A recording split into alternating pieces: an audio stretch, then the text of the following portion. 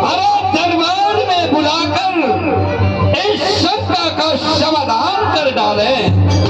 ठीक है सेनापति, इस शंका का समाधान मैं जरूर करूंगा, परंतु तुम्हारी एक वचन हमारे हृदय में घाव नहीं नासूर बन चुकी है। इसका तो जवाब मैं बाद में लूंगा, पहले तुम्हारे शंका का समाधान दो कर। क्षमा करें महाराज, हमारी शंका के समाधान नहीं, कुछ ऐसी निकम्मी प्रजाएं हैं उनकी शंका के समाधान करें। ठीक है सेनापति, हमारी छोटी बेटी चमेली को बुलाया जाए। जैसे क्या महाराज? द्वारपाल महाराज की छोटी पुत्री चमेली को बुलाया जाए।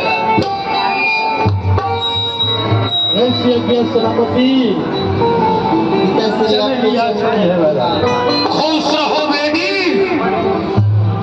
ये बताओ कि तुम्हारा जन्मदाता कौन है?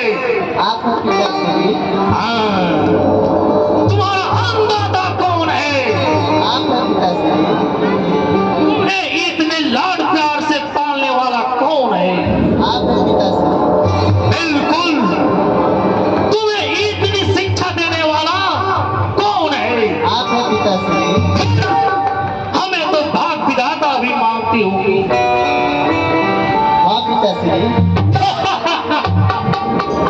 सेनापति, सुना तुमने? हमारे खून के ऊपर तूने जो छींटा लगाया था वो तूने सुना अपने कानों से? मुझे तो इस चमेली से कुछ लेना और देना है। हमारे तो शिकार चंपा है महाराज। बोलो सेनापति। जैसे भरे दरबार में अपने छोटे पुत्री चमेली को बुलाकर इन बातों से सिद्ध कर डाले कि आपकी संतानें आपको भाग्य विधाता मानती है, ठीक उसी प्रकार अपने बड़ी पुत्री चंपा को बुलावे और इस शंका का समाधान कर डाले। कोई बात नहीं बेटी चमेली, जाओ राज में अब खुशियां की झूला झूलो और मेरी बड़ी बेटी चंपा को बुलाया जाए। दरबारी शीघ्र बड़ी पुत्री चंपा को दरबार में बुलाया जाए। चंपा दरबार में हाजिर हो।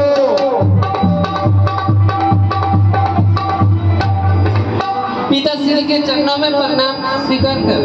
खुश रहो बेटी चंपा, खुश रहो।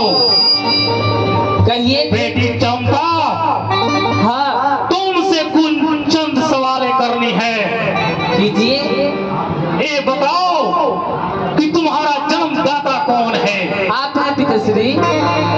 अन्नदाता कौन है? आप हैं।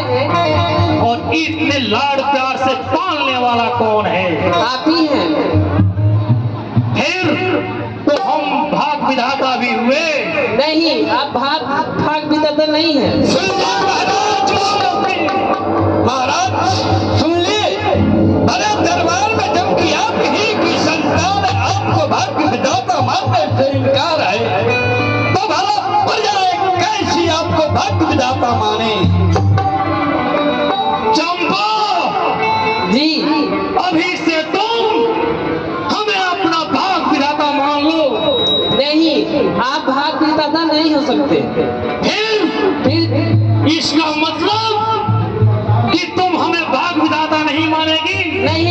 नहीं मानेंगे। तुम मेरे पुत्र के लायक भी नहीं हो।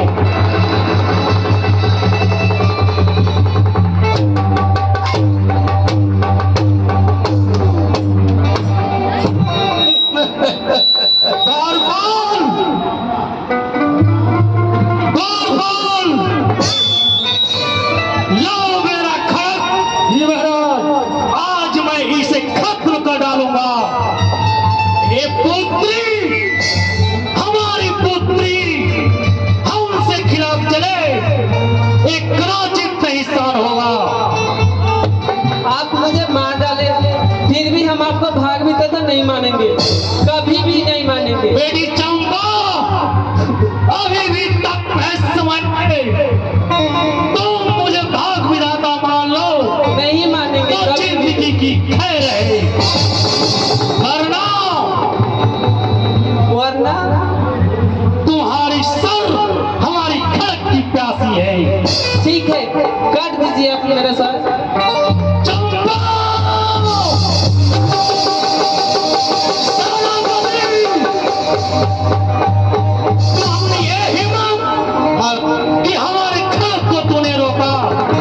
महाराज, क्रोध में विवेक नष्ट हो जाता है। आप इस समय अहंकार और अभिमान के वशीभूत है। अहंकार और अभिमान ने आपके हृदय और विवेक पे ढक रखा है। ये आपकी संतान है, कुछ भी है तो आपकी संतान है, और इतनी बड़ी छोटी सी भूल के लिए मृत्यु दंड महाराज शोभा नहीं देता। सेनापति, तुमने जो अड़चन मुझे लगाया था वो तो साबित हो चुका, परंतु चंपा की जिंदगी को मैं बर्बाद कर डालूंगा। क्षमा करें महाराज, क्षमा करें। एक ही देखता हूँ कि इसका भाग्य विधाता कौन है। महाराज, कुरित हुई है इस समय सब शक्ति मेरे ज्ञान की, प्यासी है मेरी खड़क चंपा की गर्दन की लाल। महाराज, एक युक्ति अवश्य मैं बतलाता हूँ। बोलो सेनापति। चंपा के हाथों में हथकड़ी और पांव में बेड़ी डालकर कारागार में डाल दिया जाए कुछ दिनों के लिए। अन्न और जल इसे न दिया जाए।